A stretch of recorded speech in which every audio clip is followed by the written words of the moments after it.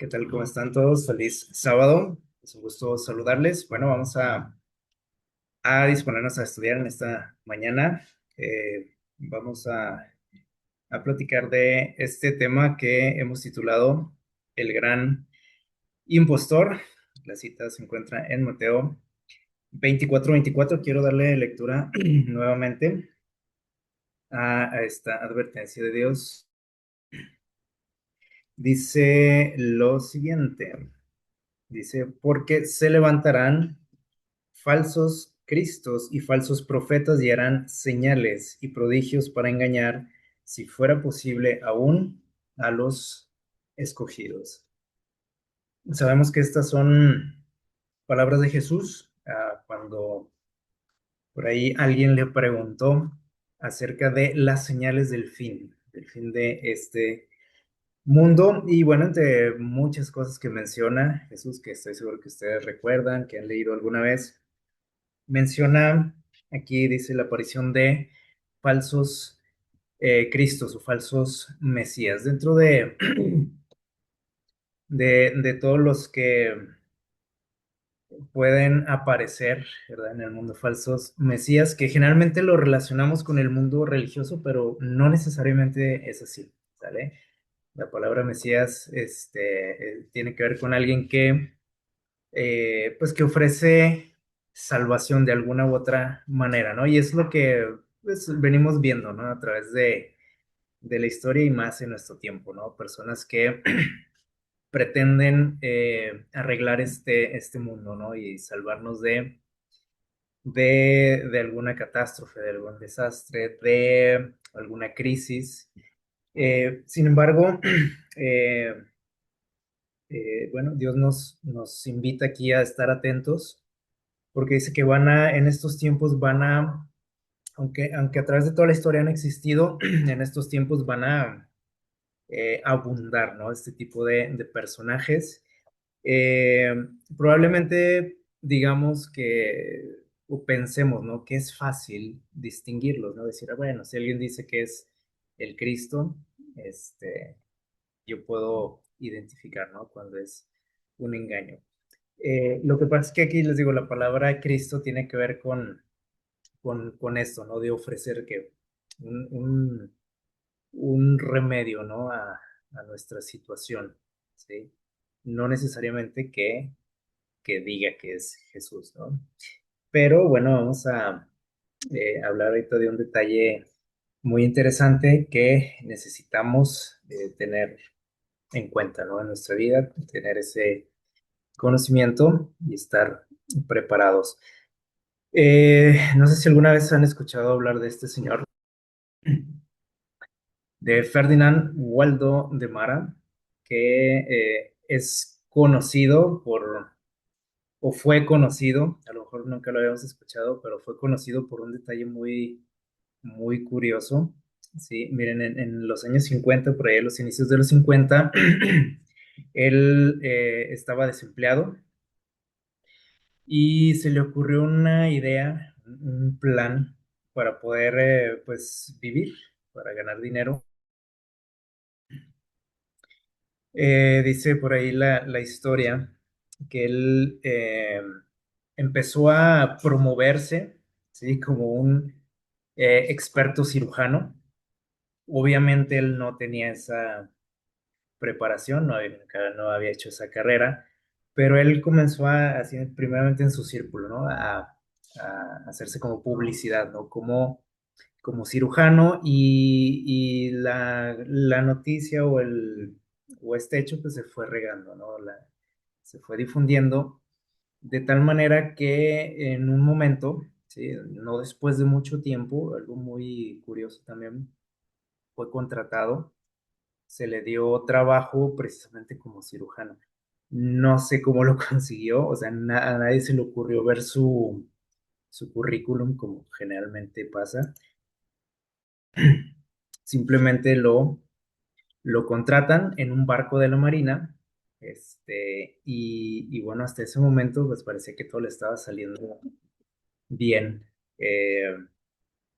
Comenzó a trabajar ahí, así entre comillas, porque dice la historia que prácticamente no hacía nada, ¿sí?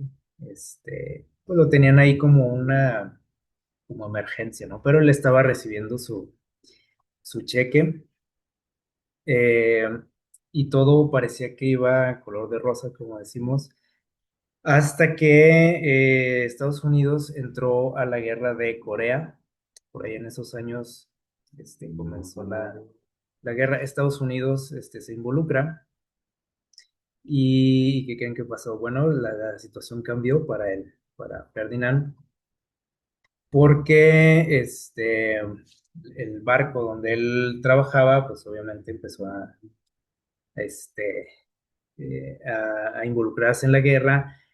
De pronto le llegaron varios heridos y obviamente lo buscaron a él, ¿no? Para atenderlos.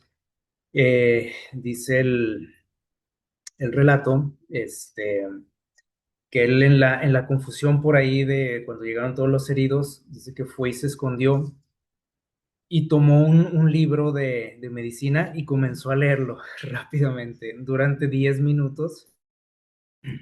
Fue el tiempo que le dio. Y usted puede decir, pues en 10 minutos que puedes aprender sobre medicina, ¿no?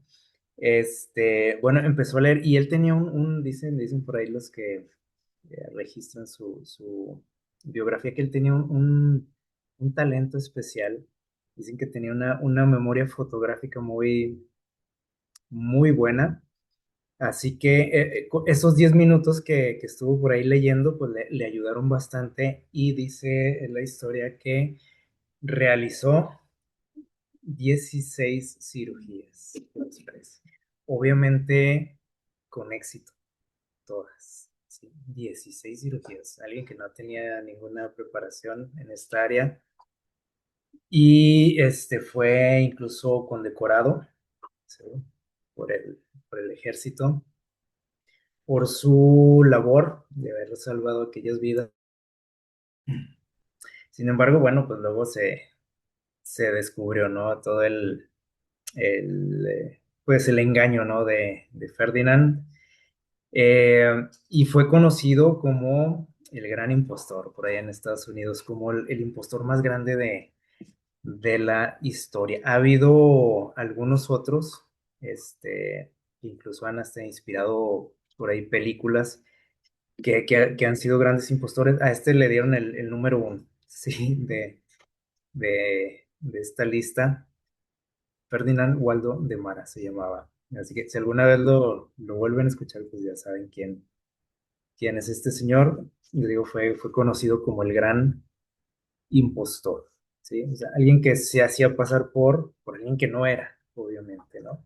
Él con la idea, ¿no? De poder ganar algo de dinero, pues fíjense hasta dónde lo llevó, ¿no? Ese engaño, ese plan que trazó.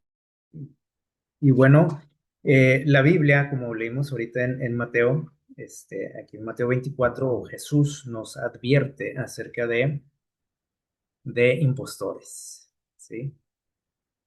Y les digo, a lo mejor podemos pensar que es algo sencillo, ¿no? De, de identificar cuando decimos, "Ay, viene alguien haciéndose pasar por Jesús", obviamente yo sé que no. Pero les digo que no necesariamente tiene que ver o tiene que ser en el ámbito religioso, ¿sí? ¿Cuántas veces nosotros nos emocionamos cuando algún personaje nos promete una mejoría en nuestra sociedad, para el mundo, para, no sé, para un país? A veces nos emocionamos, ¿no? Porque dice, ahora sí ya va que, decimos, ya va a cambiar la situación, ahora sí va a arreglar la situación por la que estamos pasando. Entonces somos engañados fácilmente porque nos damos cuenta que eso no sucede. Y llega otro y decimos, tal vez este sí, ¿verdad? Entonces, esto dice la Biblia, esto iba a abundar, ¿no? En nuestros días. Y hay algo en lo que vamos a hacer énfasis ahorita.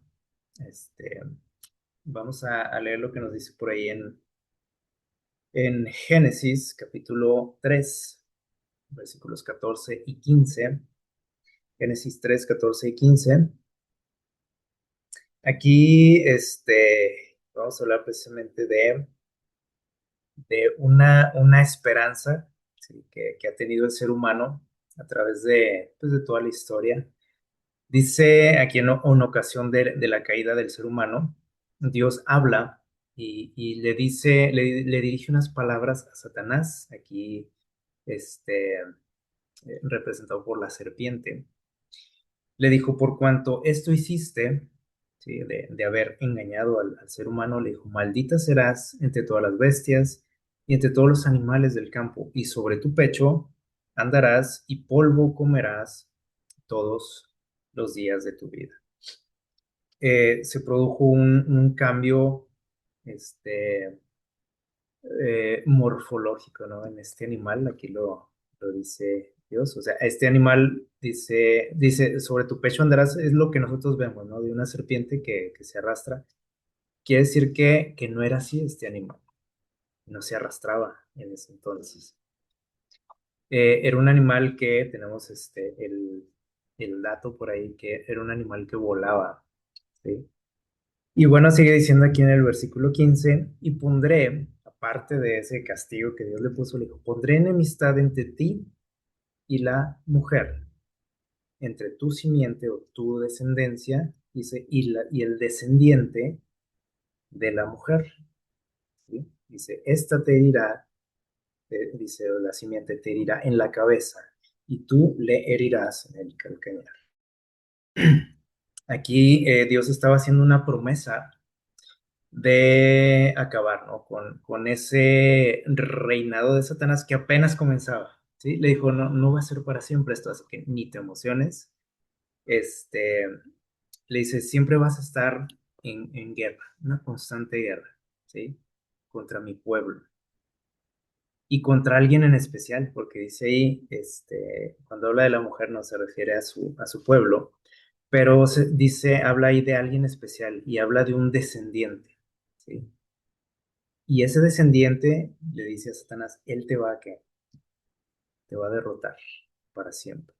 Y lo menciona aquí como haciéndole una herida en la cabeza, que para una serpiente eso es mortal, ¿sí? Dice, tú le vas a herir, obviamente, va a luchar, ¿no? La serpiente dice, tú le vas a herir, pero nada más que en el talón, nada nada grave. Pero dice, él te va a herir en en la cabeza. Y a partir de ese momento, el ser humano vivió con esa esperanza, ¿sí? De que iba a llegar alguien a cambiar las cosas, ¿sí? Todo ese cambio que se produjo a raíz de la entrada del pecado en nuestro mundo, Dios prometió que alguien lo iba a solucionar, ¿sí? Y les digo, a partir de ese momento el ser humano tenía esa esperanza, ¿sí? Cuando los humanos empezaron a alejar de Dios, ¿sí? Que no pasó mucho tiempo, los descendientes de Adán se fueron alejando de Dios. Este, eh, Obviamente ellos seguían conservando, acuérdense que ese conocimiento o el conocimiento antiguo no se registraba en libros, sino eh, todo se transmitía de manera oral, ¿sí? Entonces, ellos seguían conservando ese conocimiento, pero en la medida que se fueron alejando de Dios, obviamente ese conocimiento se fue perdiendo. En muchos casos se fue distorsionando también. Este, y muchos otros de plano lo negaron, eso, o sea, borraron esa idea de sus mentes, ¿no? Eh, pero les digo, en muchas civilizaciones antiguas, nosotros podemos corroborar que existía ese conocimiento, ¿no? De alguien que en algún momento de la historia vendría a cambiar la situación de la humanidad, ¿sí? Y tenemos muchos casos en las culturas antiguas. De hecho, cuando los investigadores descubren este tipo de conocimiento de los antiguos, obviamente no, ¿cómo les diré? No se puede evitar relacionar lo que aquellas culturas decían con lo que dice la Biblia. ¿Sí? Y es por eso que muchos dicen, entonces la Biblia empezó también a copiar cosas de esas culturas antiguas, pero no fue así. Este mensaje le fue dado a la humanidad, obviamente, pero ¿por qué empezó como a distorsionarse? Bueno, porque el ser humano se empezó a alejar de Dios, ¿sí? Y cada uno empezó a darle ya como su toque, ¿no? Miren, en la India, que es una de las culturas pues más antiguas, ¿no? De nuestro mundo, dice por aquí el nombre Vayu, ¿sí? Tiene un significado especial que es, o esta palabra significa dioses blancos del viento. ¿Sí? Cuando mencionan ellos esta palabra Vayu, se referían o se refieren a, dice aquí, dioses blancos, o sea, blancos en su piel, ¿sí? Del viento, es decir, que estaban donde, como dice la palabra de Dios, en los aires, ¿sí? Y ellos, dice aquí, compartieron conocimientos antiguos a esta civilización, y les trajeron tecnología, conocimientos, y se dice que uno de ellos, ¿sí? El dios Vishnu, ¿sí? Iba a regresar un día, ¿sí? Con su ejército, dice aquí, acompañado de hermosos caballos blancos. ¿Le suena esa imagen? Dice aquí, ¿y a qué venía o a qué iba a venir este dios Vishnu? Dice, iba a venir a restablecer el equilibrio en este mundo, dice, ahí va a poner en orden este mundo. Dice, cuando la corrupción y el caos alcancen su punto máximo. Cuando leemos esto, obviamente les digo, no podemos evitar pensar y relacionarlo con todo lo que nos dice la Biblia, ¿sí o no? Dios promete aquí a alguien que iba a venir a destruir a quién, al enemigo, a Satanás, ¿sí? A un Mesías, a un Salvador. Y les digo, ya después los indios, ¿sí? O la religión hindú, empezó a propagar este mensaje también, pero a su manera, ¿sí?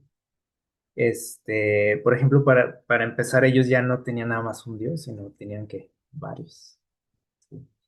Y podemos deducir quiénes eran, ¿no? Esos dioses. Ellos los llamaban o los describían como dioses blancos, ¿sí?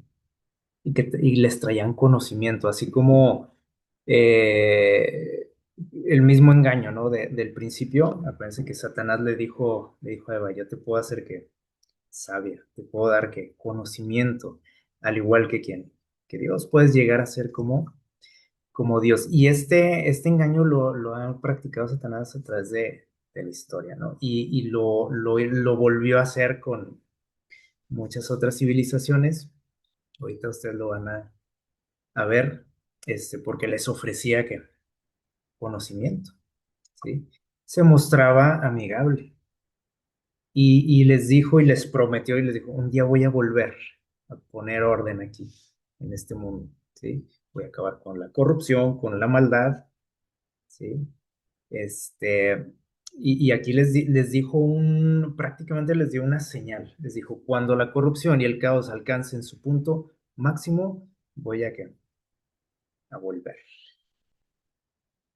Y los hindúes están esperando a este personaje, ¿sí? Y obviamente, eh, los tiempos en los que estamos viendo, por ejemplo, para ellos son importantes, ¿sí? Y todo esto llama la atención, les digo, porque a veces el cristiano se pierde también en esto, ¿no? Y en la cuestión de esta esperanza, y a veces empezamos a pensar que tal vez Dios nos engañó, ¿sí? Pero miren, otras culturas esperan por ejemplo, aquí ellos esperan a este personaje en estos tiempos, ¿sí? Algo que es muy interesante. Y bueno, obviamente no es la única cultura que está esperando a ese Mesías. Eh, Tenemos, por ejemplo, a los persas, ¿sí? Eh, y bueno, obviamente esas creencias han, aunque usted diga, pero el imperio persa ya no existe, ¿no? Pero estas creencias todavía se tienen hasta hoy, ¿sí? Al igual que en el hinduismo. Y los persas están esperando a un personaje de nombre Sauciant o Astva Ereta, también así se le conoce a este personaje, que aquí está representado en esta imagen. Y nosotros podemos ver así como muchas similitudes en las imágenes que, por ejemplo, esta imagen a lo mejor ustedes la relacionan por ahí con imágenes de quién, de Jesús en la ocasión de su segunda venida, ¿cierto?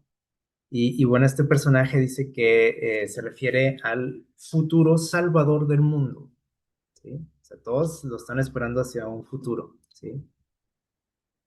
Dice que van a lograr el Frashokereti, así le llaman a esa, usan esta expresión para referirse a un mundo perfecto e inmortal, ¿sí? Este personaje dice que lo va a lograr, o sea, nos ofrece o va a ofrecer, dice, un mundo perfecto e inmortal. Dice, desapareciendo el mal representado por un enemigo, ¿sí? De nombre Angra Mainyu. Dice, y se identifica como hijo de Vispa Taur Wairi, que es otro dios, ¿no? O sea, es hijo de un dios, ¿sí? Entonces, hay muchísimas similitudes, ¿sí o no? Con lo que la Biblia nos dice. Y todas estas culturas, digo, empezaron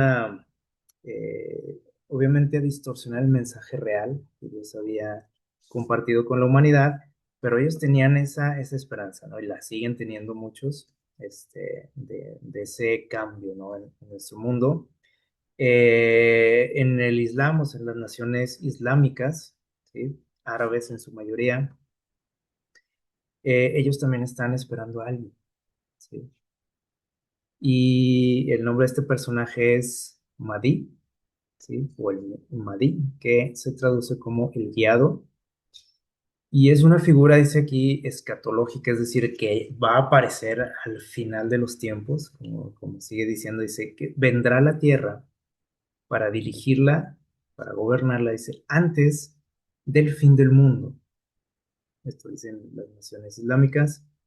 Y dice, librándola del mal a la tierra. Se fijan que todos tienen el mismo concepto, o sea, cambian los nombres, cambian lo mejor ahí uno que otro detalle, pero la esencia del mensaje es la misma, o sea, va a venir alguien, ¿sí? Y generalmente se refieren a alguien de origen divino, ¿sí? Para restaurar el orden en este mundo, para acabar con el mal, ¿sí? Para gobernar el mundo. Y dice, por aquí, va a librarla del mal a la tierra, dice, y restaurará la verdadera religión. Y aquí habla de cosas religiosas, ¿sí? Aparecerá poco antes, fíjense bien, esto es muy interesante lo que dicen los árabes, dice, aparecerá poco antes que el profeta Isa, ¿sí? ¿Quién es Isa? Bueno, según ¿cómo se dice? El Islam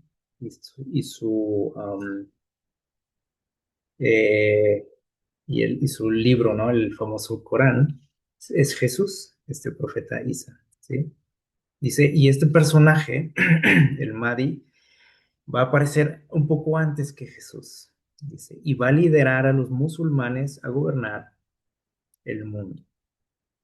Y vean las imágenes con las que se representan, ¿no? O sea, todas son muy similares, si pueden notarlas. Obviamente, pues le dan su toque, ¿no? De acuerdo a su cultura y a sus creencias, pero tienen algo así como muy familiar para nosotros, ¿no? Para el cristiano, estas imágenes. Eh, Tenemos, por ejemplo, el caso de los nativos norteamericanos, ¿sí? Una tribu de nombre Hopi, no sé si la hayan por ahí escuchado alguna vez. Eh, Ellos, por ejemplo, hablan de un pueblo, ¿sí? De nombre, o ellos lo llamaban Kachina. Dice aquí un pueblo de aspecto humano. ¿sí? Ya cuando hablamos de un aspecto humano, quiere decir que no eran humanos, ¿sí? Pero parecían humanos, dice. Su rostro era que, dice, brillante y tenían gran sabiduría. Si se fijan, esto es algo que se repite, ¿no? Una constante en todas las culturas, la sabiduría de estos personajes, el compartir conocimientos, ¿vale? Tecnologías, etcétera. Y ellos decían, los Hopi, decían, y siguen diciendo, ¿sí? Que ellos venían de las estrellas, o sea, no eran seres humanos. Y venían, dice aquí, en escudos voladores. En algunas otras versiones de sus escritos los llaman como pájaros que lanzaban truenos, es decir, naves, objetos voladores. Y prometieron también que un día volverían, ¿sí? Ese era el mensaje, ¿no? Iban a volver un día. O sea, ellos tuvieron contacto con ellos, pero les dijeron, vamos a volver un día, en un futuro, y vamos a cambiar este mundo. Dice aquí, iban a cambiar la vida, dice, como la conocemos.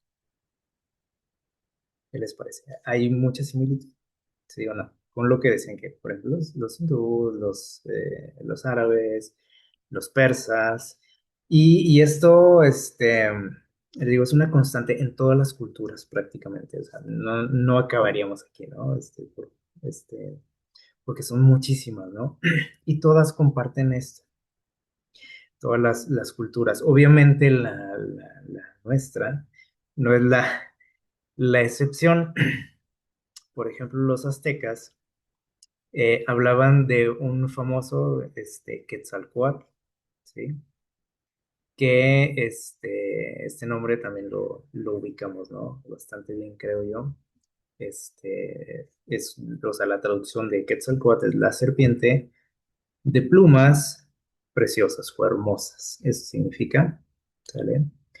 Esta es una palabra compuesta, ¿no? Por dos, ¿sí? Quetzal y Coatl. Coatl es la serpiente y Quetzal significa pluma o plumas hermosas, como aquella ave, ¿no? Que ustedes a lo mejor alguna vez han visto. También dice, es conocido por otras tribus de acá de nuestro país como Kukulcán, ¿sí? Lo han escuchado, ¿no? Es el mismo personaje, diferente nombre también. Y siempre se le asociaba a este dios con el planeta Venus.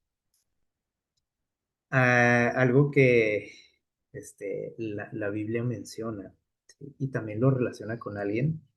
Este, a Venus se le conoce como la estrella de la mañana o el lucero de la mañana. Un adjetivo que por ahí utiliza la Biblia para referirse a quién, a Lucifer, ¿se acuerdan?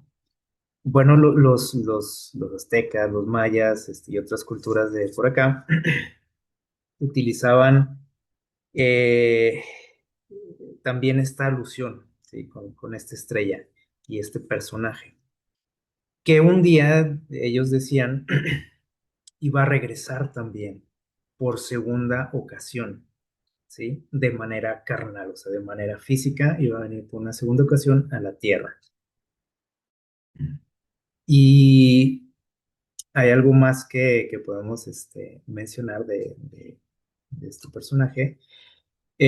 Muchas de las representaciones, porque generalmente cuando hablamos de Quetzalcóatl, ustedes a lo mejor ven por ahí una serpiente, ¿no? Una imagen de una serpiente. Si ustedes alguna vez visitaron las pirámides allá en Teotihuacán, tiene una pirámide este personaje, donde aparecen un montón de figuras también de serpientes, y es como que con lo que lo relacionamos, pero los, estas tribus lo representaban también no nada más como un animal, ¿sí? Sino con apariencia de hombre también. Y un hombre, dice aquí, barbado, es decir, tenía que barba, ustedes lo pueden ver así en muchas representaciones, de manera que cuando los españoles llegaron a América, aquí a México, los aztecas, junto con otras tribus, eh, ustedes han escuchado esto, ¿no? Que creían que los conquistadores eran dioses, ¿no? Bueno, pues esta historia es real. O sea, ellos literalmente pensaron que Quetzalcóatl, ¿sí? Había llegado, ¿sí?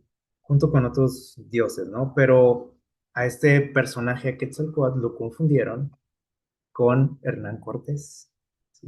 Por su aspecto, dijeron, este es el bueno, ¿no? Y se dice, por ejemplo, que este, el emperador, ¿sí? Moctezuma le ofreció gran riqueza, ¿sí? A Cortés, porque estaba como reconociéndolo como su señor, como aquel que iba a venir, ¿sí? De que ellos sabían que iba a venir, conocían profecías, conocían estos relatos, y dijo, pues aquí estás, todo esto es tuyo, le dijo. A veces pensamos que fueron muy tontos, ¿no? Decimos, oye, ¿cómo se les ocurrió, no? Y entregarles su riqueza, el oro, todo lo que tenían acá en su ciudad. Este, ¿cómo se dice? Los tonteamos, como decirlo. Pero ellos tenían una creencia, ¿sí? Ellos tenían una esperanza de que un día este personaje iba a volver en carne y hueso, ¿sí? Y que iba a cambiar el mundo también. Y bueno, pues algo así pasó, ¿no? En aquella época, pero no era un dios este personaje, Cortés. Pero llama la atención cómo o sea, por su aspecto, lo identificaron rápidamente y dijeron, este es el que estamos esperando, ¿sí? Eh, Así que bueno, es muy interesante, ¿no? O sea, esto les digo, está en todos lados, en todo el mundo. Si ustedes investigan las culturas antiguas, van a encontrar este como un denominador, ¿sí? Y vamos a hacer aquí un pequeño paréntesis, porque conviene entender algo. Eh, no sé si alguna vez han escuchado este término de las eras astrológicas. Ahorita a lo mejor algo se les va a hacer conocido. ¿Qué son las eras astrológicas? Bueno, dice aquí son periodos de tiempo asociados a cambios en el desarrollo de la sociedad. Para empezar, son periodos de tiempo, ¿sale? Que son marcados, dice aquí, por el desarrollo de la sociedad, de la cultura, de la historia, de la política. Es decir, en cada era, dicen por aquí los que hablan de esto, se presentan cambios, ¿sí? Cambios muy radicales en la manera de vivir, de pensar, de actuar, ¿sí? En la cultura, todos, es un cambio total, ¿sale? Y estas eras, sí, se basan en el movimiento, dice aquí, del eje de la Tierra, porque decimos, bueno, ¿y en qué se basa? Bueno, nuestro planeta tiene o cuenta con varios tipos de movimientos. Ustedes, yo creo que los ubican, al menos hay dos que ubicamos fácilmente, ¿no? Como el movimiento de rotación y el de traslación, ¿se acuerdan? O sea, los que marcan los días, los que marcan los años, o el que marca los años, pero tiene muchos movimientos nuestro planeta. Y uno de esos movimientos, tiene que ver con el eje, ¿sí? El eje de la Tierra, que dice aquí se desplaza a través de los signos zodiacales, ¿sí? El eje de la Tierra se empieza a mover, lo ilustran por aquí los expertos como el movimiento o para que nos imaginemos más o menos lo que sucede, es como el movimiento de un trompo cuando está bailando. Si ustedes han visto o tuvieron alguna vez algún trompo, ustedes saben que el eje del trompo no se mantiene fijo, ¿sí? Sino que que se va moviendo, va cambiando, ¿no? Dependiendo la velocidad en este caso, ¿no? De los giros, se va moviendo. Entonces, de esa manera también se mueve nuestro planeta. Y el eje, ¿sí? Que lo podemos ver aquí, en color rojo, empieza a apuntar, perdón, aquí está el eje, es este de aquí, empieza a apuntar hacia ciertas direcciones, ¿sí? El eje de los polos de nuestro mundo, y no es igual, nunca sale. Entonces empieza a apuntar a diferentes direcciones Y curiosamente empieza a darle así como la vuelta a todo como lo que nosotros conocemos como el zodiaco o los signos del zodiaco, ¿sí? A todas esas figuras que están en el cielo, esas 12 porque son doce constelaciones, empieza a apuntar el eje hacia alguna de ellas. Dependiendo hacia dónde se dirige, ¿sí? El eje, nuestro planeta empieza a recibir, ¿sí? Energía de esas estrellas. ¿Sí? Y usted puede decir, "Ya, eso ya suena medio raro", pero es cierto, o sea, nuestro planeta este, produce y recibe ¿qué? Energía. ¿Sí? Este, entonces, acuérdense que, por ejemplo, tiene un campo electromagnético, y que es energía. Y el planeta está recibiendo energía también del universo, ¿sí? Y dependiendo hacia dónde está dirigida, hagan cuenta que es como el eje, ¿no? Viene siendo así como una especie de antena, empieza a recibir energía de ciertas direcciones, ¿no? Del universo. Entonces, el eje, dijimos que se desplaza a través de esos doce constelaciones. Y en eso se basa esta teoría de las eras. Ahora, vamos a ver aquí, porque podemos decir, bueno, ¿y esto qué tiene que ver con todo lo anterior que dijimos? Parece que es algo muy ajeno, ¿no? Pero tenemos que entenderlo porque, miren, dice aquí, cada era, ¿sí? De estas eras astrológicas tiene una duración de 2160 años, ¿sí? Y cada era, cada periodo de tiempo ese, está dominada e inspirada por un instructor. Esto ya suena también medio raro, ¿no? Dice, y este instructor, este maestro, es conocido como el Cristo para muchos, como el maestro de los maestros, como Mesías, como Bodhisattva, como Mahdi, como el que mencionan los árabes, como Krishna, como Maitreya, bueno, son nombres que se les dan, ¿no? A estos maestros. Dice, estos maestros, dice, están situados o se sitúan a la cabeza, o sea, como mero mero, diríamos, ¿no? De una jerarquía espiritual. Y se convierten, dice aquí, en el referente espiritual de su era. Suena todo esto medio raro, ¿no? Pero necesitamos entender esto, ¿sí? No porque sea algo real, ¿sí? Sino porque son cosas con las que estamos muy, de alguna manera, involucrados y relacionados, porque todos hemos escuchado esta expresión de la nueva era, ¿sí o no? En algún momento la hemos escuchado. Si no es en el terreno espiritual, la hemos escuchado a veces hasta en un estilo de música, por ejemplo, que así se le llama, ¿sí? En nuestros días se menciona mucho esta palabra con otros adjetivos, ¿sí? Pero es lo mismo, ¿sí? Por ejemplo, hay una expresión muy moderna que seguramente usted la han escuchado como la nueva normalidad, que es lo mismo, ¿sí? Y que este término, por ejemplo, se nos ha,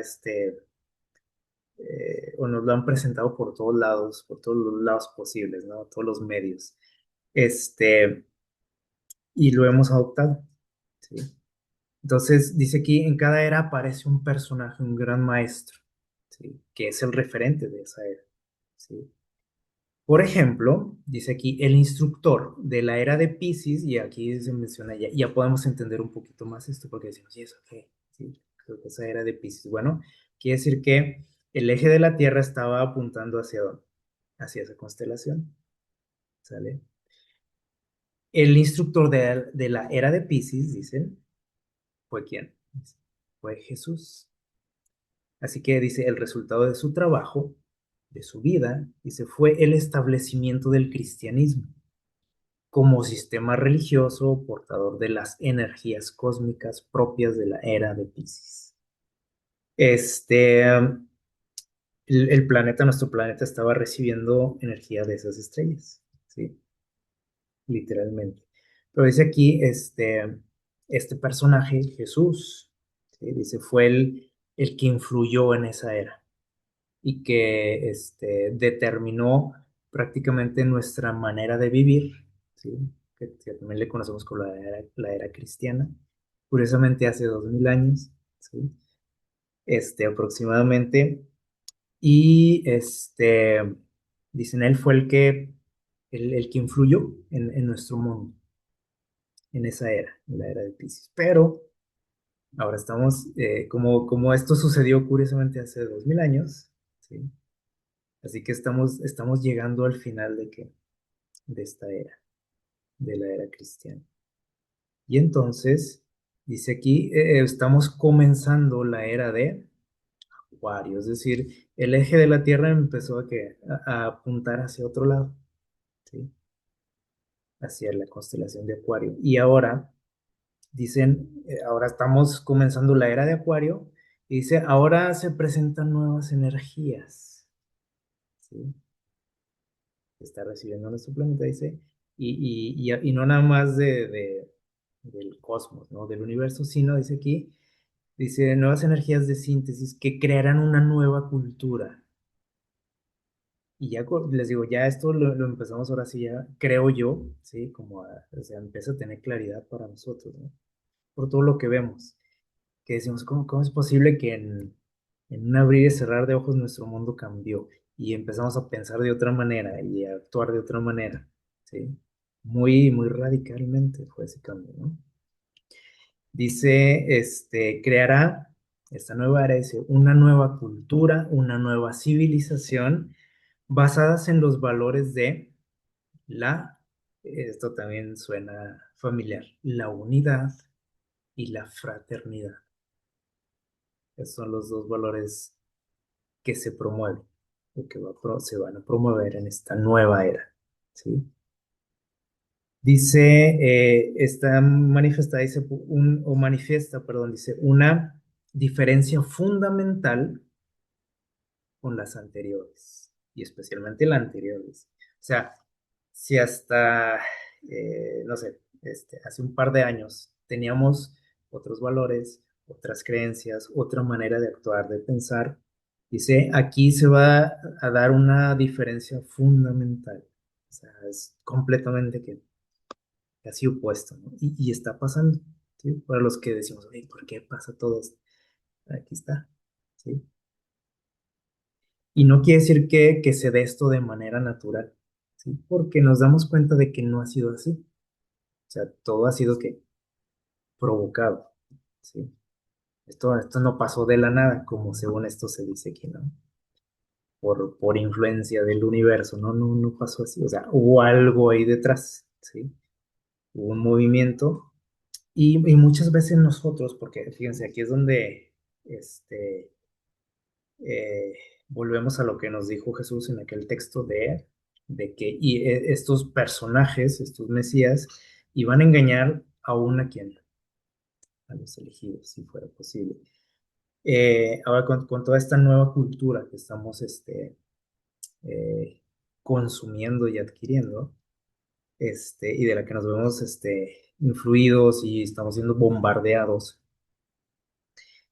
¿cuántos cristianos no están siendo afectados por esta nueva cultura? Y de repente decimos, "Bueno, pero creo que sí hay algo de cierto en esto, creo que sí debemos de cambiar esto, creo que sí tenemos que adoptar esto, ¿sí? O sea, estamos siendo engañados también. Para los que creíamos que no, esto al cristiano no le afecta, ¿no? Porque el cristiano está firme, ¿no? En sus creencias. No. O sea, yo he escuchado y he visto a muchas personas que yo decía, yo pensaba que tenían otro tipo de fundamento en sus vidas, ¿sí? Que de repente los veo expresar cosas que digo, ¿en qué momento cambió? ¿Sí?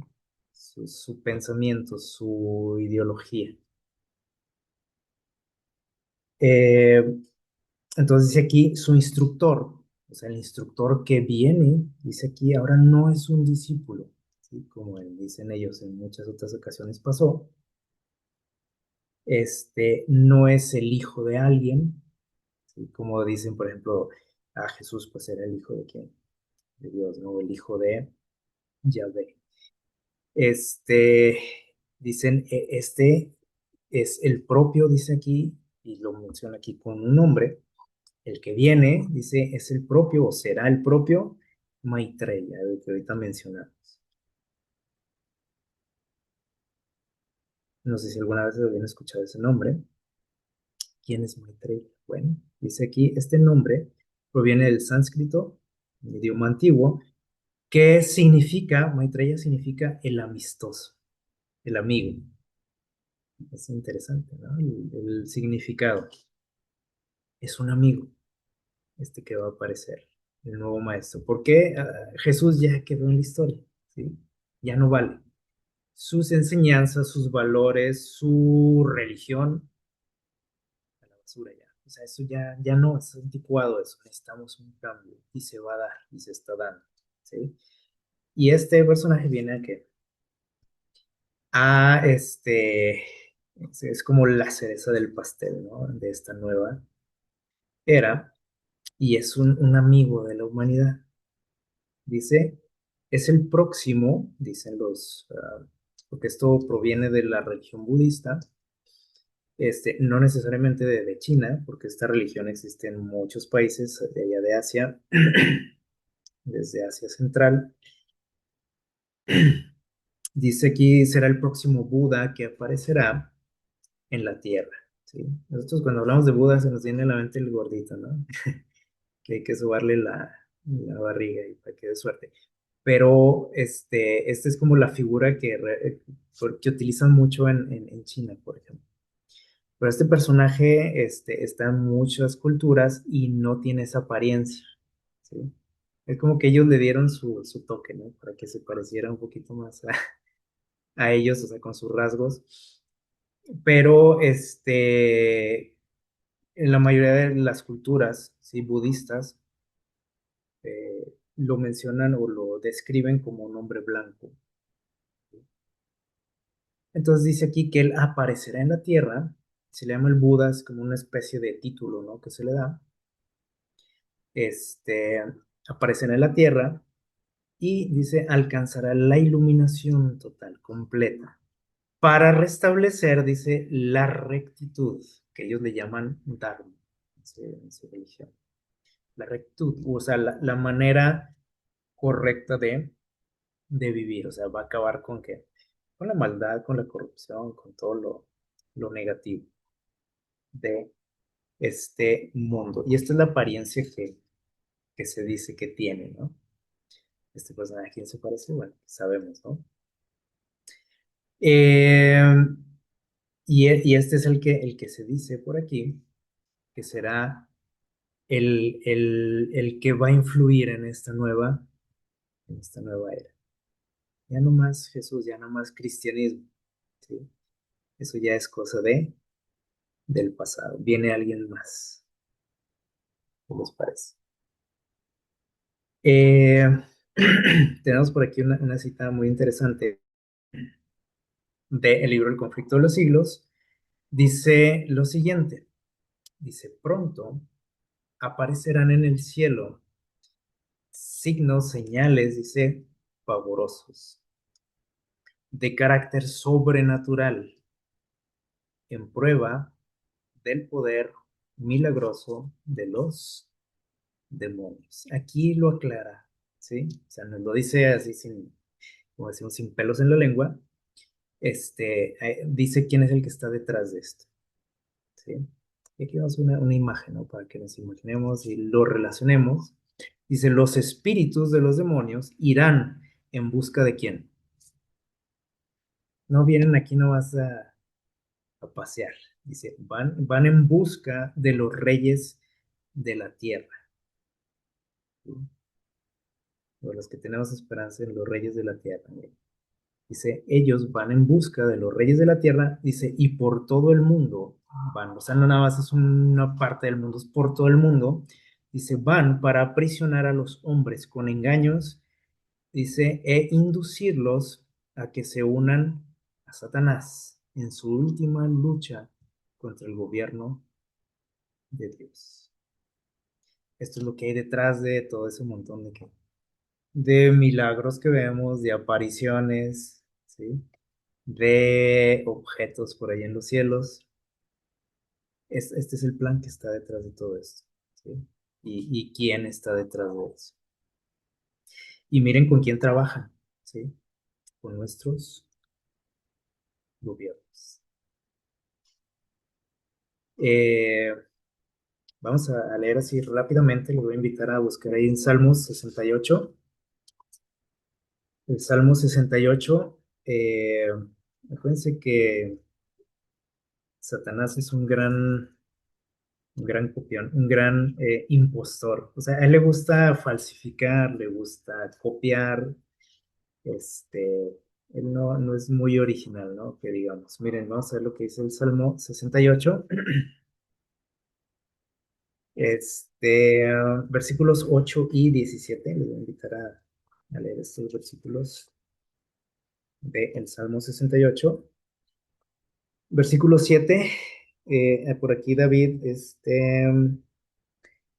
nos dice lo siguiente. Dice Dios, cuando tú saliste delante de tu pueblo, hace aquí referencia a cuando Dios descendió por ahí al monte Sinaí, ¿se acuerdan? Delante de todo el pueblo, porque todos presenciaron esto, dice. Y cuando anduviste por el desierto, viene lo que pasó, dice, la tierra tembló, los cielos, dice, volcaron lluvia ante Dios, el Sinaí tembló ante Dios, dice el Dios de Israel, dice el versículo 8. Y vamos al 17, vamos a brincarnos ahí un poquito. Dice, los carros de Dios son veintenas de millares de millares. Entre ellos el Señor vino del Sinaí a su santuario. Cuando recordamos este pasaje o esta historia del Sinaí, yo creo que no imaginamos, o sea, nos costaría imaginar lo que el pueblo vio, ¿sí? El pueblo se asustó, ¿sí? Dice, la tierra tembló, empezó a caer lluvia, relámpagos, truenos, etcétera, y dice que Dios descendió, dice, o que venía, dice, entre muchos, que dice, carros, ¿sí? Y no se está refiriendo a carros, automóviles, como lo que nosotros conocemos, ¿no? Este, Obviamente venía del cielo, entonces, ¿qué vieron los israelitas? Aquí nosotros, por ejemplo, vemos una imagen que estoy seguro que han visto en muchas películas, ¿no? De esos de tipo de invasiones, ¿no? Extraterrestres. Este, este tipo de algo muy similar, sin duda, vieron los israelitas. Y aquí David lo describe. Y dice que venían, que dice, veintenas de millares de carros, dice. ¿De dónde venían? Del cielo. ¿Sí? Este,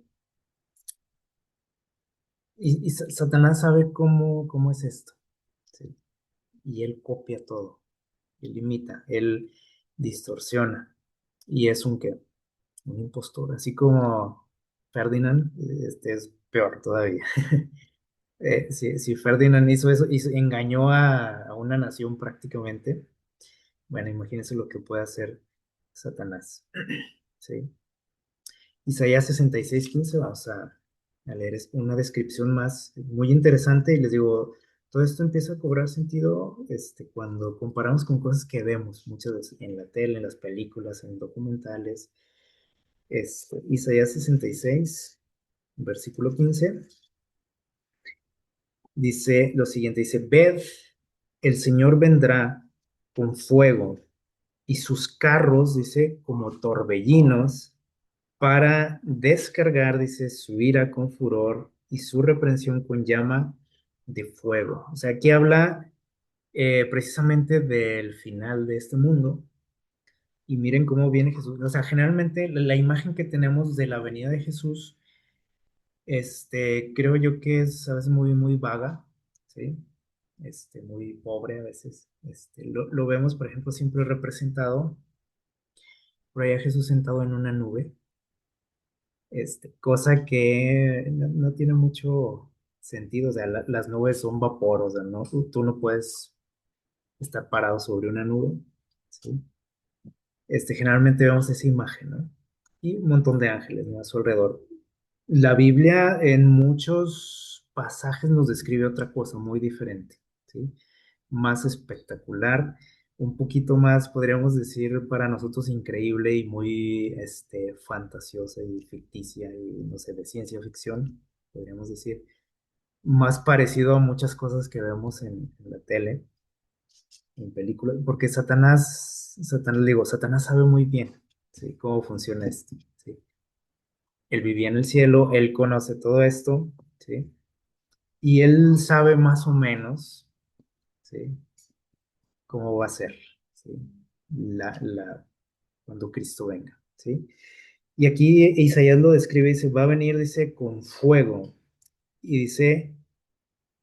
dice, con carros como torbellinos. Imagínense esa imagen, ¿sí? O sea, muy diferente a lo que vemos generalmente, ¿no? Como lo imaginamos. Es algo más espectacular esto, ¿sí? Y dice, va a venir a qué, precisamente, a ponerle fin a todo lo malo, ¿sí? A cambiar el mundo para siempre, la historia de la humanidad. Entonces, Satanás sabe esto y ¿cómo se dice? Lo imita, ¿sí? Y por todos lados nosotros, o sea, en nuestra época, y bueno, desde hace ya algunas décadas, ¿no? Vemos este mensaje, ¿sí? Sobre todo en la televisión, en las películas. Y a lo mejor a usted le gusta mucho ver este tipo de películas, ¿no?, de seres que vienen de otro mundo, ¿sí? Muchas veces se representan como enemigos, ¿no? Seres medio, ¿cómo se dice? Hostiles, ¿no? Pero en otras ocasiones también se nos presentan a estos seres como amigables, ¿sí? Buena onda. ¿Se acuerdan de aquella famosa película de E.T.? ¿Se acuerdan? Que hasta decía, uy, mira qué tierno, ¿no? El muñequito ese, ¿no? El personaje. Este, para que veamos cómo al principio, o sea, de hecho, las primeras películas que hubo de esto, o sea, se veían personajes así muy grotescos, agresivos contra el hombre, etcétera. Y después fue como cambiando, ¿sí? Ya no se veían tan hostiles, ya no se veían tan feos, ¿sí? Y empieza a cambiar nuestra percepción de todo esto, ¿sí? Se nos está como preparando, aleccionando, adoctrinando para un momento en especial, ¿no? De la historia. Y aquí tenemos algo bien interesante, porque les digo, a veces a lo mejor este tipo de pláticas nos parecen algo raras, o de temas, pero miren lo que dice Elena White aquí en Testimonios para los Ministros, porque hablamos mucho, por ejemplo, de dioses, ¿no? De la antigüedad, como ahorita mencionamos a Quetzalcóatl, dioses, no sé, de los persas, de los árabes, etcétera, ¿no? O figuras, ¿no? Deidades. Dice aquí, a medida que nos acerquemos al fin del tiempo, hay que poner atención a esto, dice, habrá una demostración cada vez mayor del poder pagano, dice aquí. ¿Cómo del poder pagano? Bueno, miren aquí, esto es muy interesante, dice, deidades paganas manifestarán su notable poder. Y uno puede decir, bueno, y entonces sí existen, sí existían esos cuates, esos dioses. No, ya lo explicamos, ¿sí? No eran quien decían ser, ¿sí? Bueno, el ser humano los vio como dioses, obviamente, ¿sí? Pero no eran dioses, ¿sí? Aquí Elena White nos lo platica aquí con nuestros términos, ¿no? Humanos. Dice, esas deidades, dice, paganas, todos esos dioses que usted ha escuchado y Quetzalcóatl y que no sé quién más, ¿sí?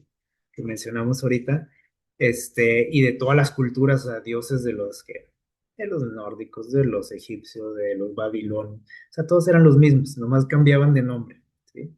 Pero todas las culturas tienen, o sea, tienen ¿cómo digamos ahí? Hay una relación sorprendente entre todas las divinidades de todas las culturas.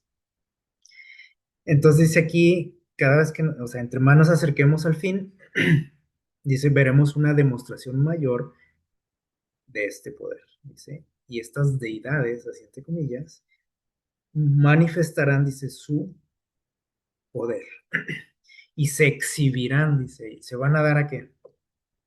A conocer. Y saben que esto yo he notado mucho en las películas, ¿sí? Y hay muchas películas que hablan de esto, donde te dan a entender de que aquellos dioses de, por ejemplo, no sé, del Egipto, es lo que nosotros, son a quienes nosotros vemos ahorita que en los platillos voladores y ahí te lo explican realmente en las películas, te dicen, mira, estos son esto, y como para que empieces a hallar una relación, ¿sí? Entre las culturas antiguas y lo que nosotros tenemos hoy, ¿sí? Y que digas, con razón, entonces estos dioses sí existen realmente. Aquellos que adoraban los egipcios, los babilonios, los persas, los chinos, los aztecas, son reales, ¿sí? Dice, se exhibirán a sí mismos, o sea, se van a dar a conocer, dice, en las ciudades del mundo. Y esta, dice, delineación ha comenzado a cumplirse. Es decir, no es nuevo esto. Ya en el tiempo de la señora Elena White ya se veían este tipo de cosas. Y si nosotros investigamos, y como vimos ahorita, esto se ha dado a través de toda la historia. Pero dice aquí, especialmente ya en estos días, se va a hacer muy común. Lo que pasaba, por ejemplo, allá con aquellas culturas y que veían a sus dioses y los veían bajar en naves. Dice, ahora ya lo estamos viendo, pues dice, pero cada vez va a ser mayor. Y dice, y se van a identificar como esas deidades, las deidades paganas, los dioses de la antigüedad. Y aquí es donde nosotros tenemos que poner mucha atención porque dice lo siguiente, el conflicto de los siglos dice, el acto capital que coronará el gran drama del engaño, que será perdón, será que el mismo Satanás se dará por el Cristo. Decíamos ahorita, hay muchos Cristos, muchos Mesías en nuestro mundo. No necesariamente les digo que digan yo soy Jesús, ¿sí? Simplemente alguien que dice yo voy a qué? A cambiar a este mundo, ¿sí? Y nos vamos muchos con la finta, ¿no? Pero dice aquí el mayor acto de engaño no es el que hace aquel candidato, ¿no? Dice, va a ser el mismo Satanás, dice, haciéndose pasar por Jesús. Este sí va a decir, yo soy quién, Jesús. ¿Sí? Dice, en varias partes de la tierra, Satanás se manifestará a los hombres como un ser majestuoso, ¿sí? Como ese maestro que decíamos ahorita, ¿no? Dice, de un brillo deslumbrador, parecido a la descripción, fíjense bien. Es decir, nosotros como seres humanos vamos a decir, mira, ya sé quién es por su aspecto. Dice, muy parecido a la descripción que da Juan en el Apocalipsis de quién. Dice, del Hijo de Dios, de Jesús. La gloria que le rodea, dice, superará cuanto hayan visto los ojos de los mortales. O sea, jamás hemos visto algo semejante, dice. Entonces, nadie vamos a decir, oye, esto es raro, esto es del diablo. Nadie va a suponer eso, ¿sí? Su voz, dice aquí, es suave y acompasada. No, no es la voz que usted se imagina de Satanás, ¿sí? Dice, es una voz que es suave, agradable, acompasada, dice, aunque llena de melodía y con un tono que dice aquí, amable, amigable, compasivo, ¿sí? No es esa voz aguardientosa, ¿no? Que usted se imagina de Satanás, con una risa así diabólica, ¿no? Y miren aquí dice, enuncia, es decir, habla algunas verdades. No dice, viene a decirnos la neta, la verdad. Algunas verdades. Como a Eva le dijo algunas verdades, como les ha dicho algunas verdades a quién. Se los dijo a los egipcios, se los dijo a los babilonios, se los dijo a los aztecas, algunas verdades, nada más. Y así lo va a hacer, dice, va a pronunciar, dice, algunas verdades celestiales, llenas de gracia, al igual que las pronunciaba aquí Jesús. Y no solo eso, dice, también cura las dolencias del pueblo, va a sanar gente. Y luego, en su engañoso carácter de Cristo, dice, aquí está algo interesante, ya cuando se gana la simpatía del mundo, porque todos dicen, oye, wow, que este personaje que vino a transformar este mundo, dice, ahora asegura haber cambiado el día de reposo del sábado al domingo. Es nomás sábado, les va a decir, a propósito, ¿se acuerdan que decían del sábado, que el día del Señor, el día de reposo? Ya no más, ¿sí? Dice, y manda a todos a que santifiquen el día bendecido por él. Ahora dice, a ver, hice un cambio, ¿sí? Ya borré ahí el otro, hice una corrección y ahora todos vamos a adorar en domingo. Y declara, aparte, dice, y aquellos que sigan con su sabadito, dice aquí, dice, están blasfemando su nombre, porque se niegan a oír a sus ángeles, porque no nada más viene él, dice que viene con su raza, así como lo mencionan algunas culturas que decían que iba a traer un ejército, ¿se acuerdan? Dice, se niegan a oír a sus ángeles que les fueron enviados con la luz de la verdad. Entonces, si tú persistes con tu idea del sábado, pues eres un rebelde. ¿Sí? Dice, es el engaño más poderoso y resultará casi irresistible. O sea, por eso dice ahí que incluso va a engañar a quienes, a los elegidos. Ya lo está haciendo, ¿sí? Con mucho menos que esto. Entonces, imaginan cuando despliegue todo su poder y todo el engaño, ¿sí? Su engaño, dice, prácticamente será irresistible. O sea, es muy complicado. O sea, a lo mejor ahorita decimos, no, pero yo no, ¿cómo voy a caer en esa trampa yo? Bueno, aquí está la solución. Dice, solo los que hayan estudiado diligentemente las escrituras y hayan recibido el amor de la verdad en sus corazones, a conocer la verdad, ¿sí? Solamente estas personas, dice, serán protegidas, ¿sí? O sea, depende mucho de nosotros, obviamente. Pero no se trata nomás de decir, no, yo no creo eso. No, no creo que a mí me engañe. Eso no basta, ¿sí? Aquí hay una condición, dice, solo los que hayan estudiado diligentemente las escrituras. ¿Entro yo dentro de ese grupo? Pues cada quien podemos responderlo, ¿no? Dice, solo ellos, dice, serán protegidos de los engaños que cautivarán al mundo. Gracias, perdón, al testimonio bíblico descubrirán al engañador bajo su disfraz. El tiempo, dice, de prueba llegará para todos. O sea, todos vamos a ser testigos, muy probablemente, de esto, ¿sí? Por medio de la criba, dice aquí, o sea, es una gran prueba para el pueblo de Dios. No es una prueba para los demás, porque los demás no conocen esto ni les interesa conocer. Entonces, ¿para quién es la prueba? Para el pueblo de Dios. ¿Sí? Dice aquí, y va a haber una criba de la que hablaba, ¿no? Un zarandeo, la que hemos escuchado, dice, y por medio de la criba de la tentación, dice, se reconocerá a los verdaderos cristianos. Esta es la gran prueba que tenemos que pasar. Entonces, tenemos que conocer muy bien a quién, a Jesús, porque muchos otros a veces hacemos énfasis en conocer más a quién, al enemigo, ¿sí?